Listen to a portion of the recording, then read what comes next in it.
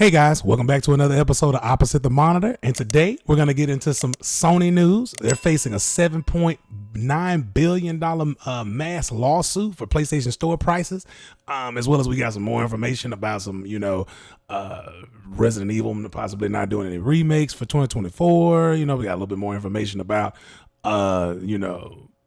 whether or not should AAA studios start making AA and single A games to kind of fit in between, these AAA, these broken AAA releases. So we're going to get into a whole bunch of this different stuff today, but, let's start with the Sony thing today. And, man, this is not surprising to me. This is specifically targeting, the UK, London specifically, I guess just the UK in general, but the London Tribunal ruled on this information.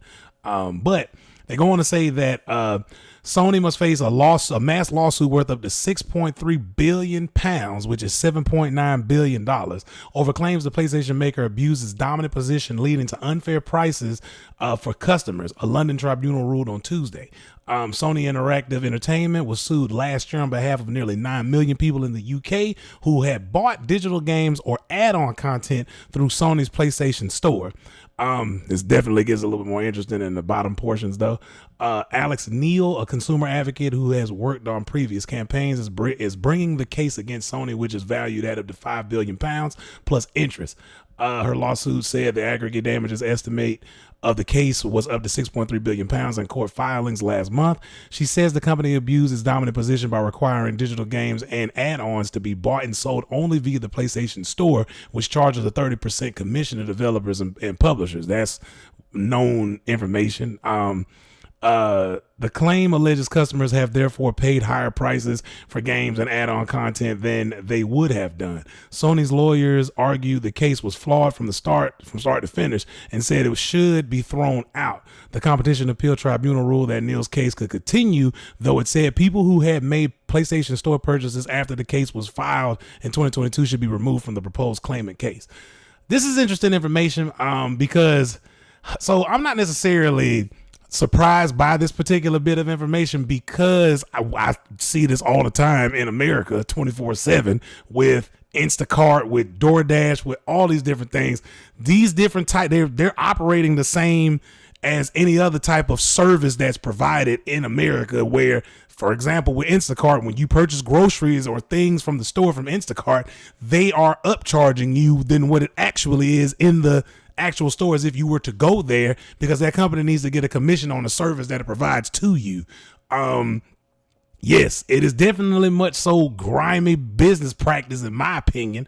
I don't necessarily agree with it, but it's not anything that's not like surprising to, I would assume, most people in America. I would assume that most people in America know and understand that, okay, I'm going to be paying a little bit more because Sony got to get their cut. The taxes or whatever they kind of the digital tax. I remember at one point in time when you purchase digital items on PlayStation Store, like in the early days of the PlayStation Store, there were no digital tax. America didn't know how to implement that into a federal type of legislation or like a federal type of bill to allow digital tax, and then they pushed forward so hard that eventually it was like state bound. So now the digital tax is reflective of whichever state that you live in at the time of purchase. So it is definitely much so I don't necessarily agree with it. I don't agree. There's no reason why you need to do like a 30% commission there's no reason why you need to pass that charge off to consumers if you are, you're supposed to be giving the 30% commission to the developers when, the sale of the game happens anyways, and to be charging people a little bit more for something that you were going to do regardless is kind of, ridiculous and greedy on Sony's behalf. But I mean, it's not something that I'm not surprised with. This is why a lot of the times too, they I speak about with Epic Game Store, and they do their exclusivity deals and stuff like that. Epic Game Store gets I think a 30% commission when they make a deal with a specific developer to give them a certain amount of millions up front to have it exclusive on Epic Game Store. And then once it if that game is super popular, especially, and they do it with the Unreal Engine too. If that game is super popular, they'll get a 30% commission off the games, off the sale of those games once they hit a specific threshold.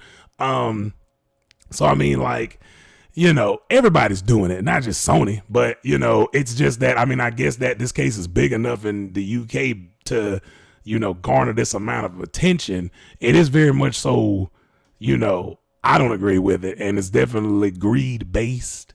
But it's something that I'm not surprised by. I'm completely unsurprised and not surprised by the fact that Sony is doing this, because I see other companies do the same thing in America every day and nothing happens. So I would assume that, I mean, I don't know how strict UK legislation is with stuff like that, and then protecting their consumer base and stuff, the citizens of UK. I know Australia is very much so, they are very much so pro-consumer, and they protect their consumer base a lot when it comes to their citizens. But yeah, it's I'm not surprised by this though. It is very much so, greed based, and figured I just bring this because I thought this was very much so interesting because of the difference in geolocation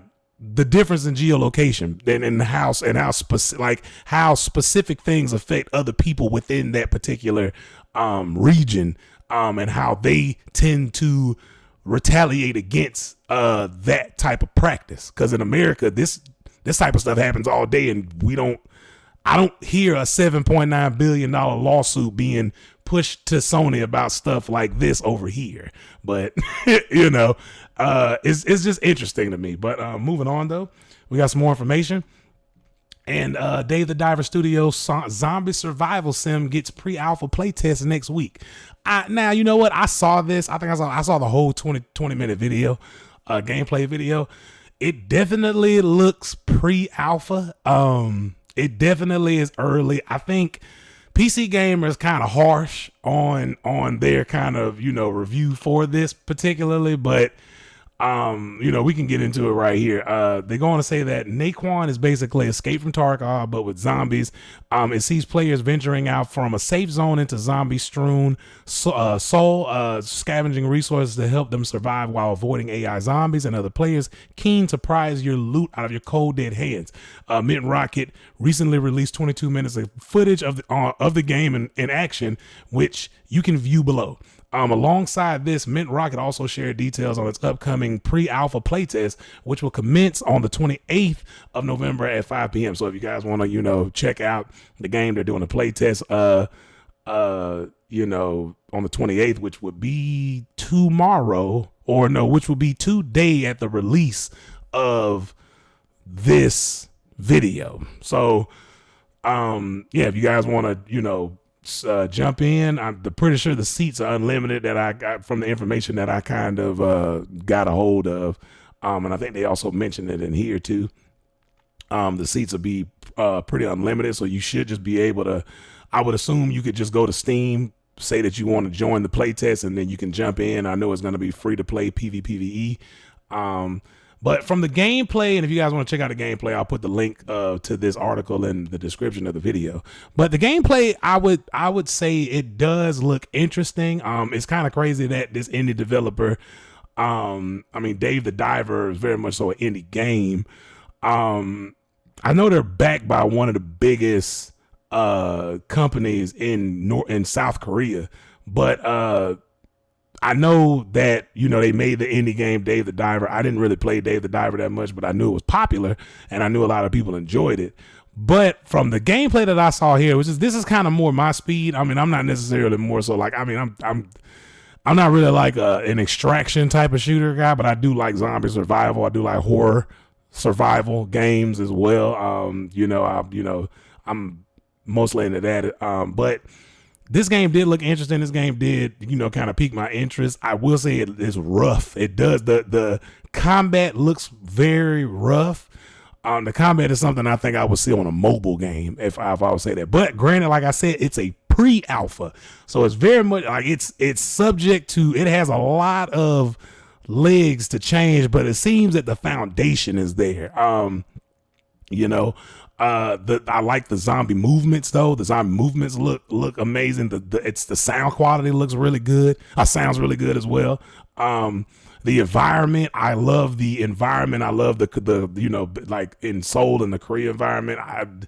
South Korea is like on a zombie kick. I don't know what it is right now. It's like, but they do. I mean, all of the zombie stuff that they do is popular. The movies, TV shows, all of the stuff that they do when it's focused around zombies and it happening in Seoul, South Korea, like it's popular. It makes money. So I'm not surprised that they decided to go with this either. But like, I do think the game looks interesting though. I do think the game, it definitely is pre-alpha, so it does look rough if you guys want to check out the gameplay as well. But yeah, there's a playtest that's going on this week. So yeah, at the release of this video, it'll happen today. So yeah. But yeah, definitely check it out, man. If you guys are interested in it, man, I definitely will be checking it out as well. Like I said, it's if you're into the extraction shooters and you kind of want like a zombie twist to it, definitely check it out, man. It is one unique thing I will say that I saw about this gameplay too is that the movement is like radar based as far as like the sound goes. So when you're running, there's like a sonar type of indicator on the ground when you run, and that kind of shows you like, if you're going to attract the attention of zombies, because it seems like they're sound based. So, and if you're sprinting or running, anything like that, it gets louder and it pulses faster. And so that's one unique thing that I think that is pretty dope about like the interaction between you and the zombies when you're actually playing the game, is that you can visibly see the noise level in which is going to attract the zombie when you're moving. So when you're traversing the area that you're in. One thing I will say I like about the fact that, it's an extraction. I wouldn't necessarily say it's Escape from Tarkov. I think they just wanted to say it's Escape from Tarkov just because it's an extraction shooter. But I wouldn't say it's not Escape from Tarkov, not in the slightest. Escape from Tarkov is a completely different style of game. It's just both of these are extraction shooters. And you have an indication of where you need to go. Like a literal indication of where you need to go. It's not as hardcore, whereas like, you have to memorize the map like Escape from Tarkov, but it actually shows you where you need to go when you need to extract. And there's a time limit and everything like that. But yeah, if you guys want to check out this game, man, the playtest will happen on the 28th, which is as of the day of the release of this video will be today at 5 p.m. Pacific Standard Time. But moving on though, we got some more information. Silent Hill 2 remake dev blames Konami for lack of marketing. I see there's an updated version of this and they had to repeat themselves. So people just calm down. Silent Hill 2 is going to get made. They're not going. I don't believe. Look, I know Konami has made a terrible name for themselves and have canceled things, but for this particular thing, I don't think they're going to cancel this. I don't think there was a whole type of grudge thing that was happening with Kojima. And that's the reason why Konami canceled that last PT game, which was Silent Hill, Under the Hood. But, so they go on to say that, they just outright say it, which is what I'm slowly starting to like Bloober team. They just outright say that Konami, they just passed the buck off to Konami. Konami is the publisher of the game and communication is definitely part of their job. So they go on to say that when asked about an estimated window for news about the remake, Bloober team was direct and informed fans that marketing is part of Konami's job. Yes, we're developers. Stop messaging us because we don't know. We don't handle that. We just make video games. Okay. We're just making video games.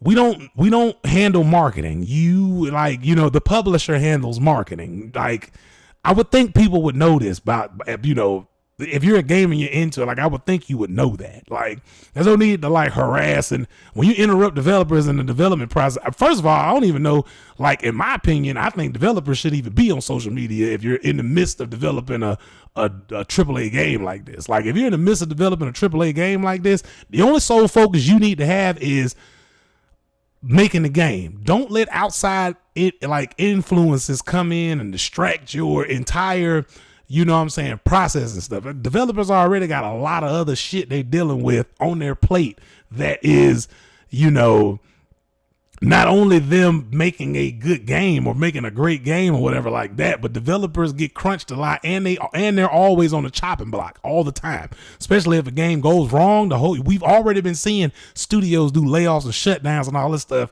Harassing developers about marketing is stupid and redundant, and nobody should be engaging in this. But they go on to say that many fans feared the worst and asked the developer if the remake had been canceled. Fortunately, the studio was able to confirm that development is still in progress, with the studio nearing the completion. I think a lot of fans just got PTSD from Konami's ass. That's it. I just like this is a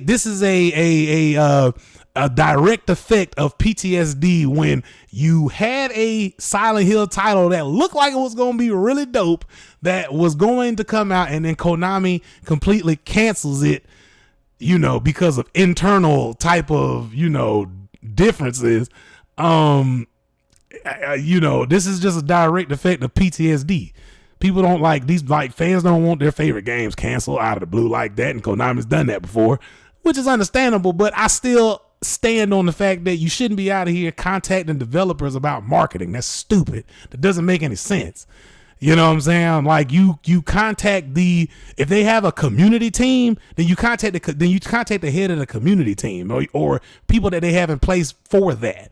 You know what I'm saying? Like, I mean, I'm pretty sure there's no way you can contact the marketing team for real, because that's like they're behind like an actual, I mean, unless you're able to find the information behind Konami's actual like marketing team or the third party, you know, the third party company that they possibly use for their marketing team, they require a lot of digging. But I don't think a lot of people are doing that much information research like that to figure that out. So the next best thing is, I'm following this one person on, you know, Twitter or Instagram or, you know, Threads or whatever, you know what I'm saying? And I'm just gonna message him.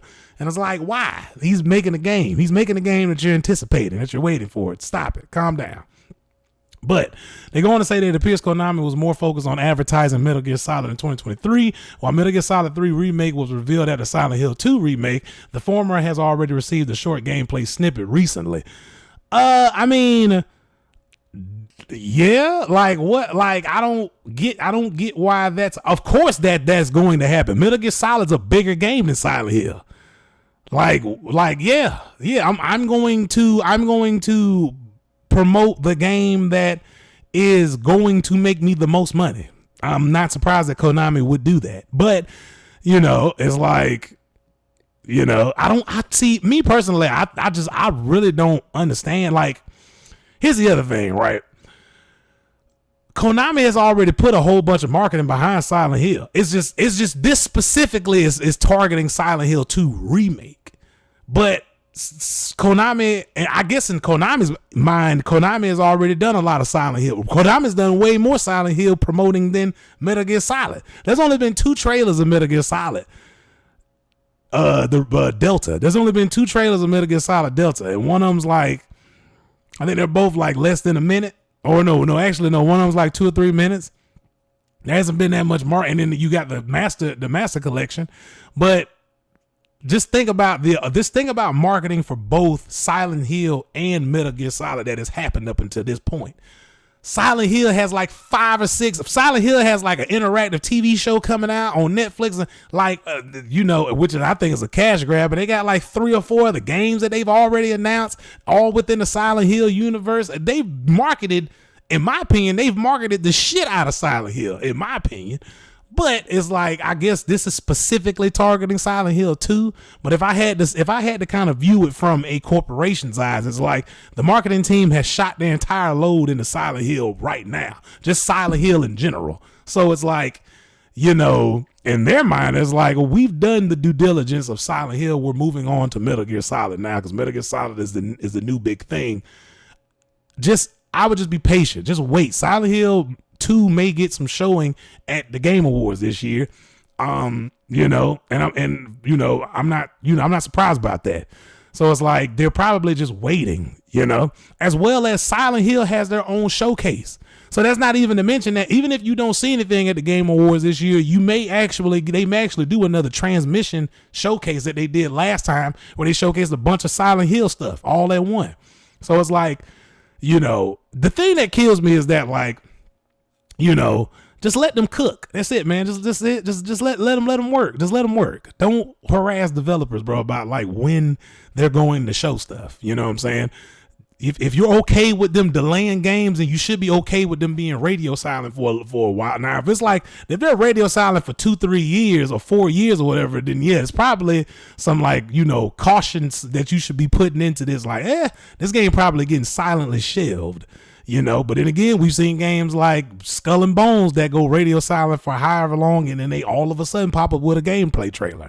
You know, I'm still waiting on a gameplay trailer from Contraband. I bet nobody knows this game, what I'm talking about. This game got announced like, I think 2 years ago, 2 or 3 years ago. No, 2 years ago. At what is it? I don't even remember. I think it got announced at either an Xbox showcase or a PlayStation showcase. And it was called Contraband. Haven't heard from this game since. There's no news about this game or nothing like that. I'm automatically assuming this game getting shelved. Silent Hill's a different story. Silent Hill's a bigger game than this. That game was a new IP.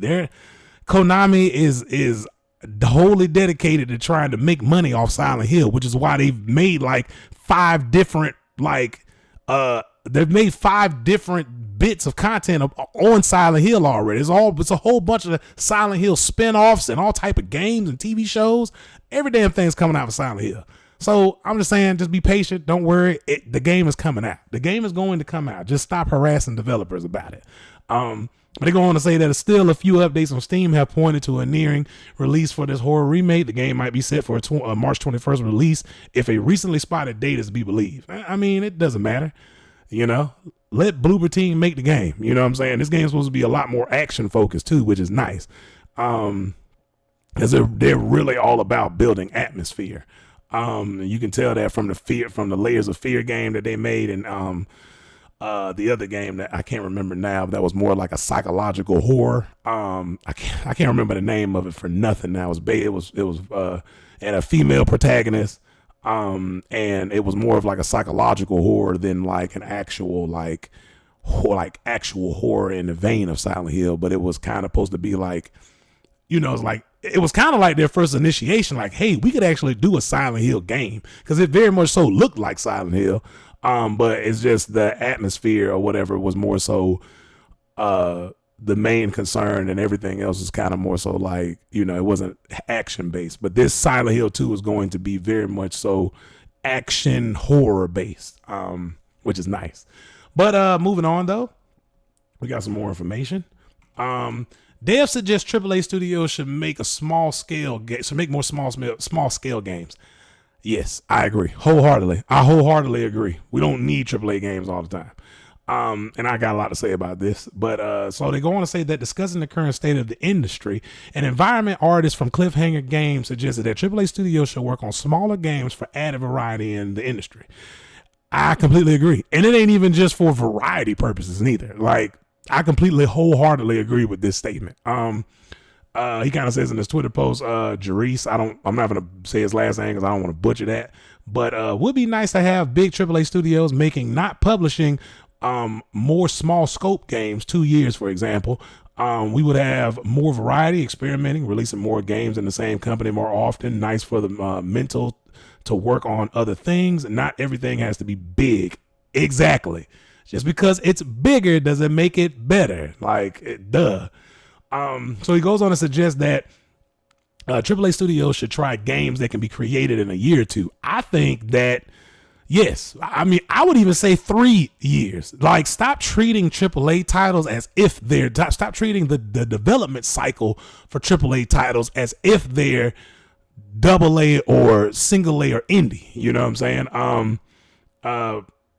it doesn't make any sense. And then you run into crunch, you run into unfinished games, you run into broken ass games, you run into shit needing to be patched. And now you're having people like Todd Howard trying to, embrace it's not about how you start, it's how you finish and all that other dumbass shit like that. Like it's, you should want to make the best game that you can possibly make day one and have a great impression. Everything else that comes after that should be extra. Like we settled into this point of just accepting mediocrity from people who claim or say that they can do something ambitious or make something great. You know what I'm saying? Like, and it's just like, oh yeah, we're going to make the best game and we're going to do this and we're going to do that. And they have this whole laundry list of things that they say they are going to do. And then when the product comes out, it's missing a whole bunch of features and things that they said that they were going to do, because the initial statement was to lure you in through interest and purchase the shit that they want to give you with half-ass effort. And it's just, ridiculous. But he goes on to say that the developer believes this would allow studios to experiment with different concepts.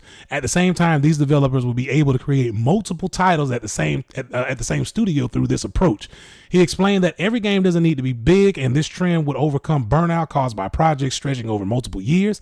Another developer from WB chimed in, agreeing that AA games could add a lot of variety to the industry. So I completely agree with this. I think you should probably even, like one other developer also, or one other designer also comes in and say that even single A games would be better too. But I completely agree. But even not even just in the vein of just variety, but more so like you could actually have more,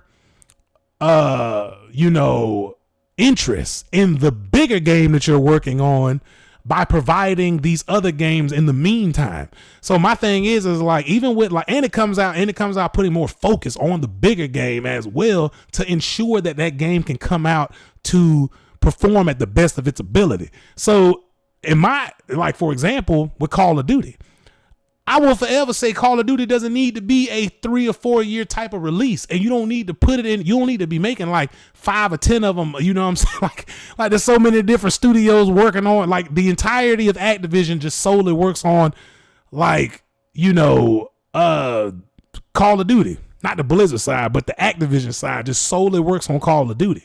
And my thing is like, if that entire studio just focused on, and I said this in my previous video, if they just focused, if they put the majority of their resources into Call of Duty, but still take B studios, maybe C studios that they kind of own, like C developers that they kind of own, like within there and whatever, like have, Raven do something a little bit different, have them come out and make something a little bit different. They've been doing the multiplayer side of Call of Duty for a long time. You know what I'm saying? But have them kind of, make the smaller games.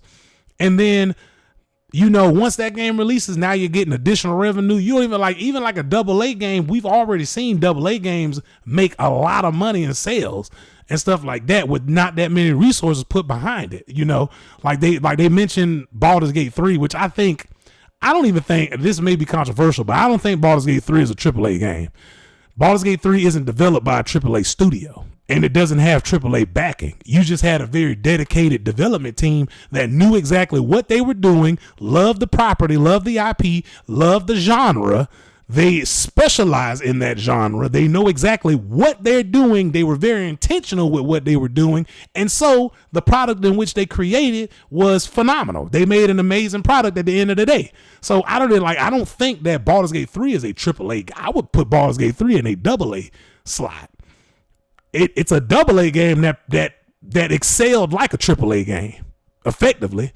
You know what I'm saying? And that's my thing, is like, with those type of games, you don't know what game would end up being a hit. And it also allows you to either go back and make remakes that you possibly from properties that you own, that you aren't touching, that you just have, you know what I'm saying? Or it allows you to kind of experiment and make new games. So you can make new IP.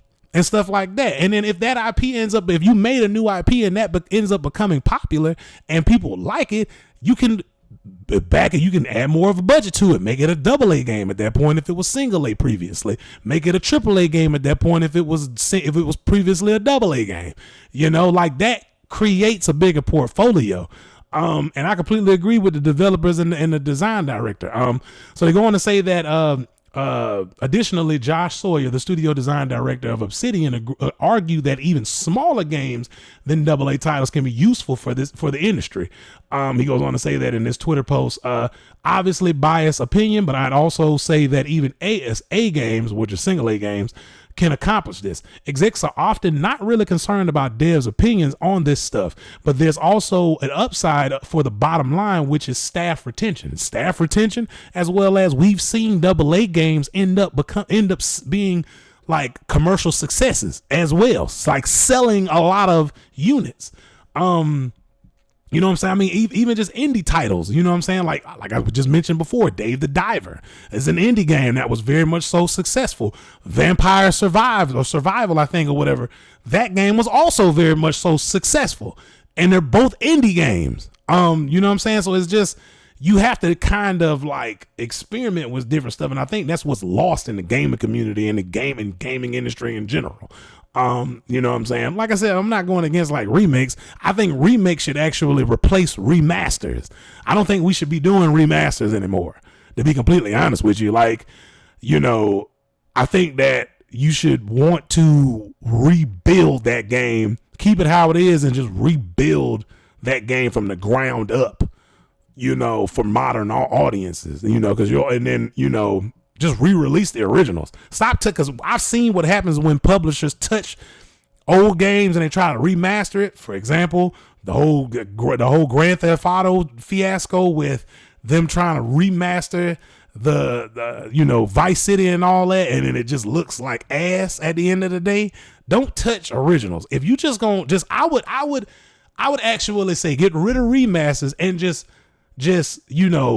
make complete remakes or re-release, a collection of the older games. Just re-release the collection of the older games. Maybe make some tweaks to how they function as far as like have them updated with the new controller schemes and stuff like that. But for the most part, just don't touch anything graphically about them. Don't repurpose anything like that. Just update the actual controller schemes for them to make them function with new hardware, which is very much so simple. But they go on to say that Josh Sawyer has worked on Pentiment. I actually have that game. That game is amazing. I love it. It's very much so narrative driven. If you're not into like, investigative type of storytelling, and stuff like that, it's very much so a story-based game. But I love that game. In a single A game, and believes those games can be exemplary with a great team and budget. He agrees that there are many downsides of AAA development since they are long projects. This makes them vulnerable to scheduling issues, so high turnover is uncommon in AAA development.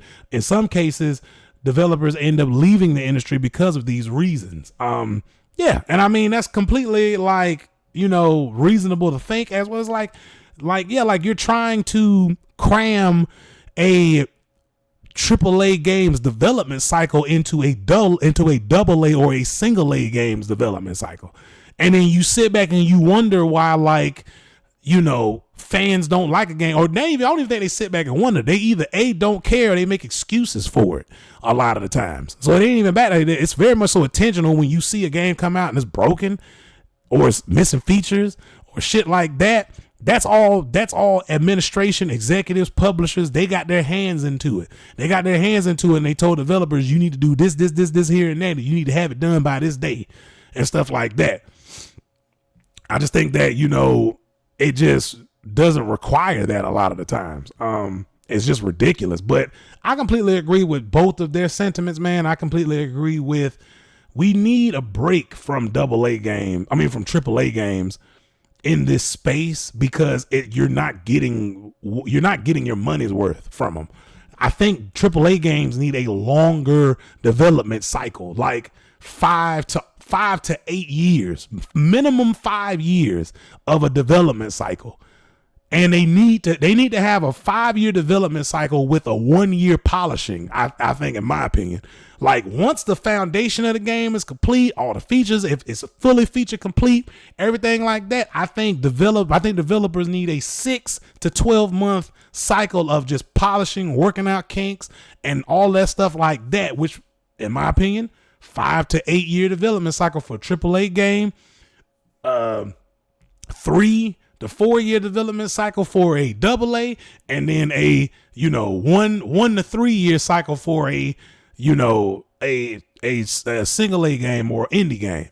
It's just I don't think AAA games need to be crammed into a 3 to 5 year development cycle. That's not long enough anymore. That used to be long enough, but that's not long enough anymore. Especially when when these games release, especially like for example with Call of Duty, the actual core mechanics are broken, or the story's lackluster in the campaign, but I never seem to find that the story is broken. I never seem to find that the battle pass is broken. I can't access the battle pass. I never see that day one. I wonder how come I never see the battle pass not working on games like that day one. They always seem to ensure that the battle pass and the things that actually require you to spend actual money work day one. But other aspects of the game don't work for some reason day one. I very much so want to understand that and why that particular aspect of the game works day one, but the actual gameplay mechanics and the things that make the game fun don't work day one. So, this is why I completely agree with that whole entire sentiment that they have on this. But moving on, though, we got some more information.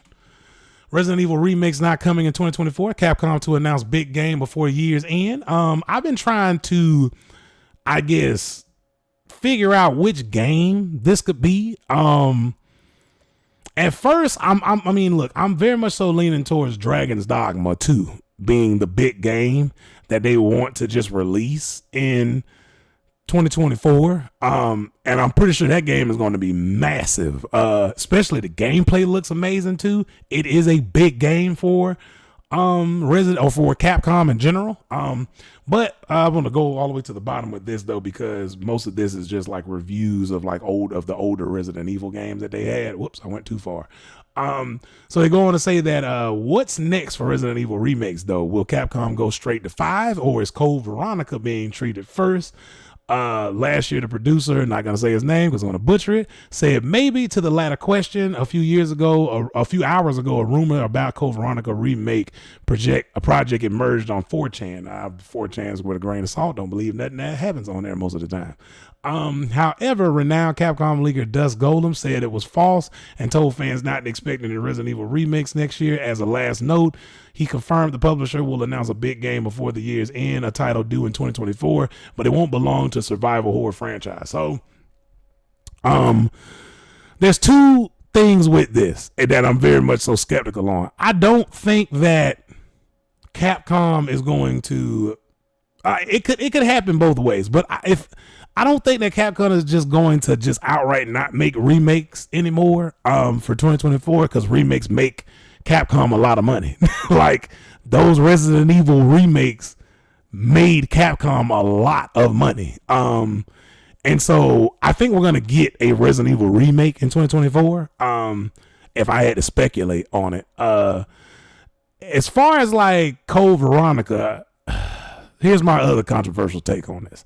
I don't think Code Veronica should just be a whole game. I think Code Veronica just like a game by itself. I think Code Veronica should probably just be an expansion, because in my opinion, when I played Code Veronica years ago, it felt like an expansion to Resident Evil. It didn't feel like it was its own game. And so I'm like, I know a lot of people like Code Veronica and stuff like that. I like Code Veronica a lot too.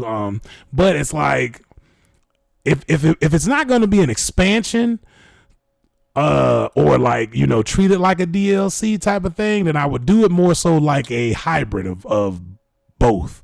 Like, for example, I would treat it like Spider-Man Miles Morales, where it's not necessarily like a full-fledged game, so we're not going to charge you a full price. We're not going to charge you $60, $70 for it, but we'll charge you $40 or $50 for it.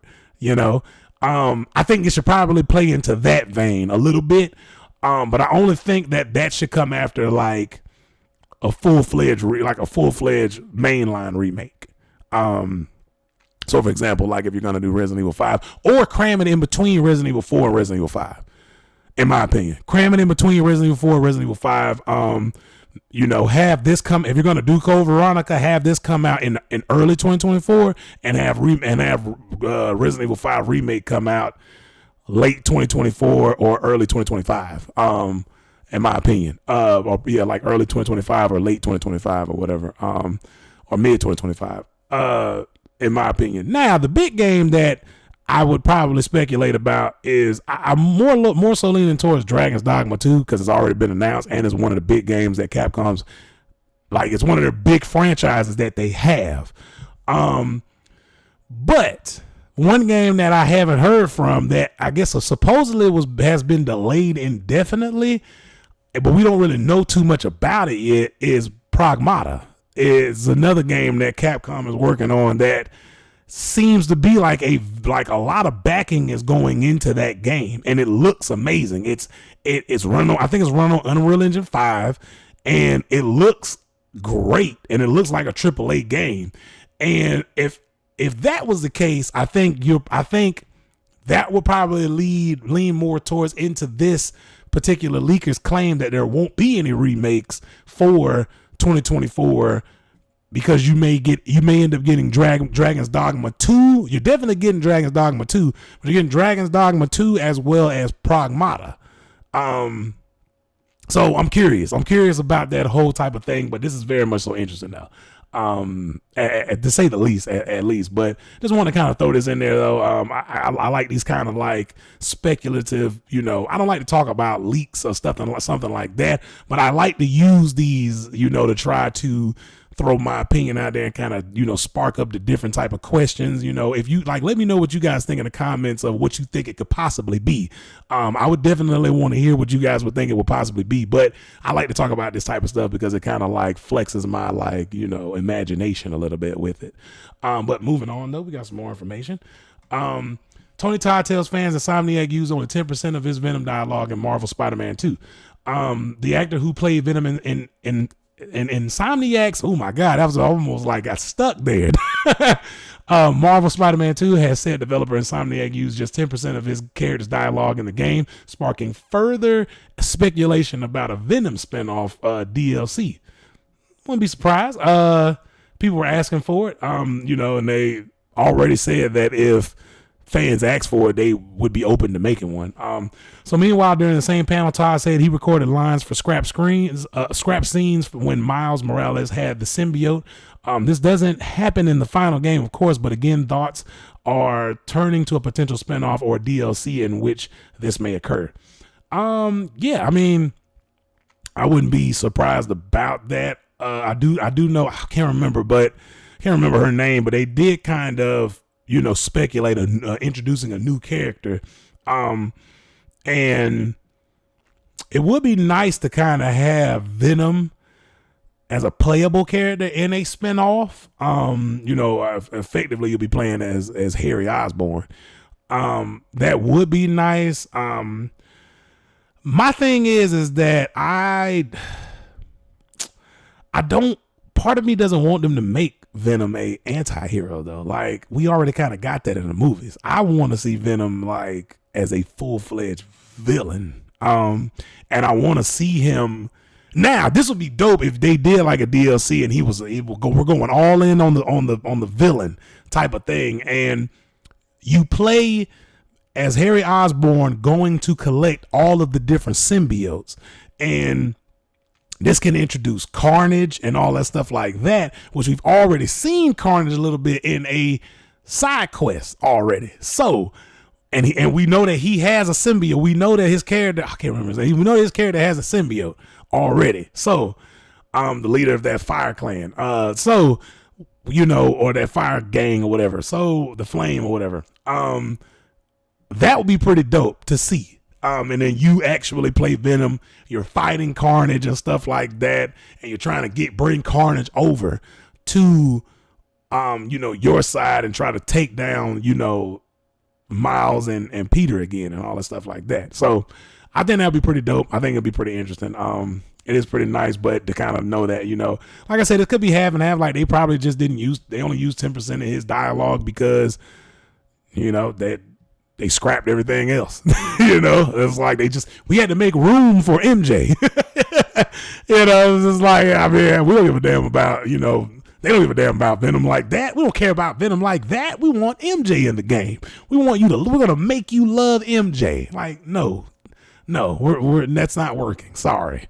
But yeah, I mean, it could go both ways. I mean, they probably could have a DLC in the works focused on Venom, or they could just have the DLC in the works focused on MJ.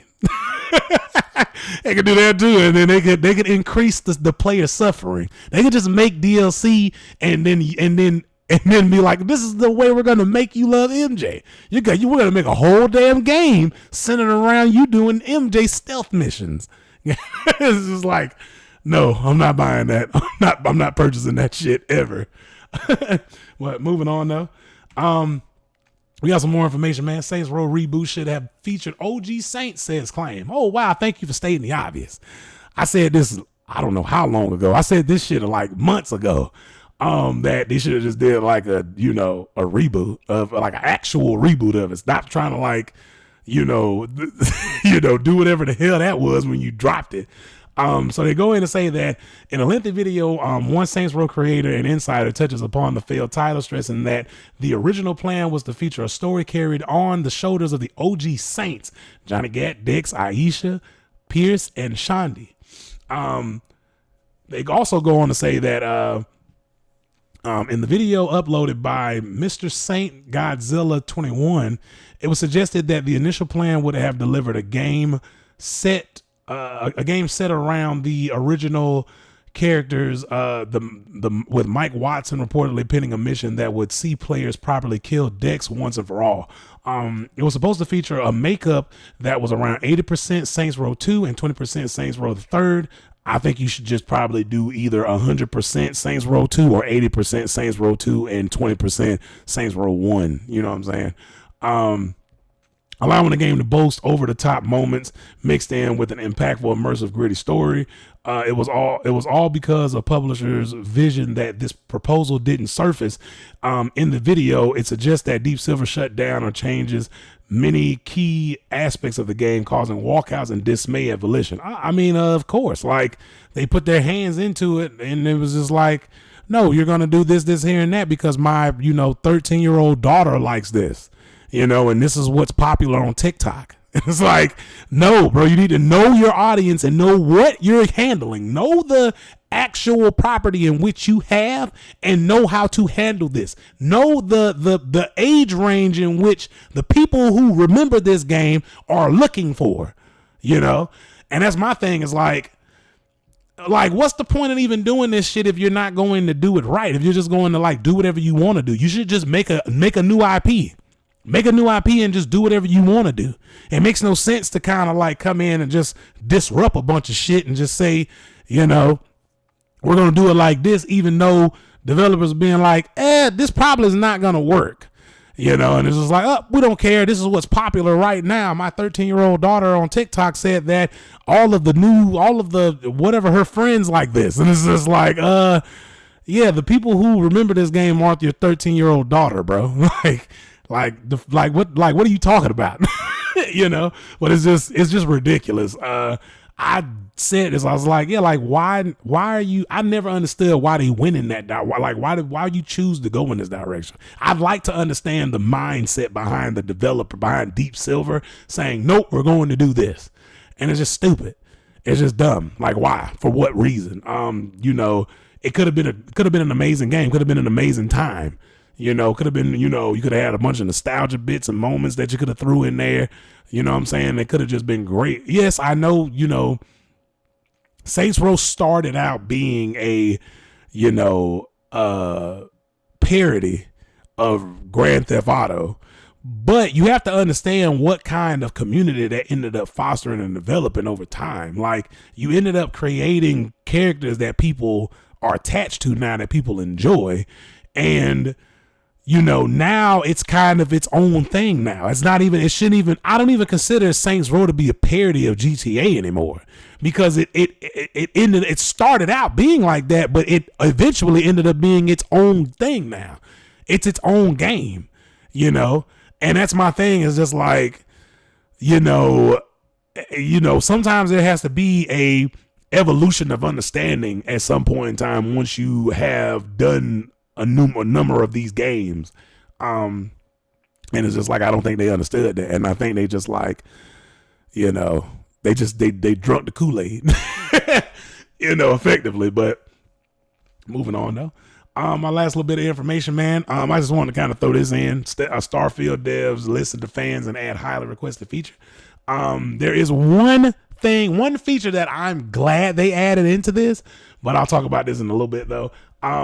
Starfield has just welcomed its 1.8 update, and with it has introduced a whole new way to consume food, everybody. Now you don't have to just go into your inventory. The last bastion of people that actually care about Starfield, you don't have to go into your inventory anymore to eat food now. You can actually just eat it as you see it. Something that seems very much so simple. Crazy that, this game didn't have it on release and Cyberpunk 2077 had it on release. Isn't that wild? But nobody really complained about Starfield like that. So they're going to say that rather than adding the food to your inventory, opening your inventory, finding the food, and then hitting consume, you will now be able to ingest food and drink items upon finding them in the environment, according to the patch notes. So yeah, they added that. They also added a whole host of other like quality of life and performance ones. They added like DLSS 3 support, DLSS super resolution, DLLA, and the NVIDIA low latency and stuff like that. But here's the important one. This is the important one right here that I've highlighted that I care about the most. That will make me probably like the game a little bit more than, I kind of liked it already, I guess.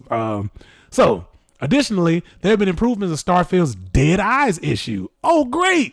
They don't look like puppets anymore. It's just like, they don't look like this shit. That shit used to kill me. I said that in the video previous. It's like this dead eye, like shit that Bethesda likes to run with. That shit is terrible. Why do you do this? Like, it almost feels like y'all don't even use like good mocap anymore. It's like, what? Why? It's just like, it kills me for some reason. Cyberpunk had better character engagement when you're talking with one of the characters, than Starfield did, but nobody complained about Starfield though. You know what I'm saying? It's just funny to do a compare and contrast to certain games when hindsight is 2020. So they're going to say that the Dead Eyes issue adjustments being made to the eyes of the NPCs. This comes alongside stealth being more forgiving, the ability to adjust brightness and contrast in the display settings menu, and improvements to minor visual issues relating to lighting, shadows, terrain, and vegetation. So, you got a whole host of, first of all, you got a bunch of stuff that should have been there day one with the game, number one. But you also, got a bunch of, quality of life, things like the whole consuming food type of implementation. You also got a bunch of display setting upgrades and stuff. So, that's great. That's good news. But yeah, it's it's just ridiculous in my opinion. It's like, like you were more focused on trying to increase the amount of planets that you had through procedural generation versus actually adding important shit like performance settings and the ability to eat food without having to go into your inventory, and the dead eyes. Like, this is like, the dead eyes take me out of immersion. When I have to look at them still ass, soulless ass eyes when I play this game, and it's just, it makes me feel sad. It makes me feel sad when I have to watch them like trapped in this world. Like they're trapped in this world and they're being controlled by these AI puppets, and they're just dead ass, soulless ass bodies of number like ones and zeros being calculated to just do the master's bidding within this world. It's just ridiculous, man. It's so stupid. But That's it for today, guys, man. If you guys enjoyed this video, man, make sure you like the video. If you enjoy the content, make sure you subscribe to the channel. I post these once a week. And you know, I've been finding a lot of, you know, topics and stuff that I like, man. Stuff that I like, stuff that I dislike, stuff that I kind of rant about, and stuff that I make jokes about. You know, so thank you guys for tuning in today, man. I'll see you guys next week. Take it easy.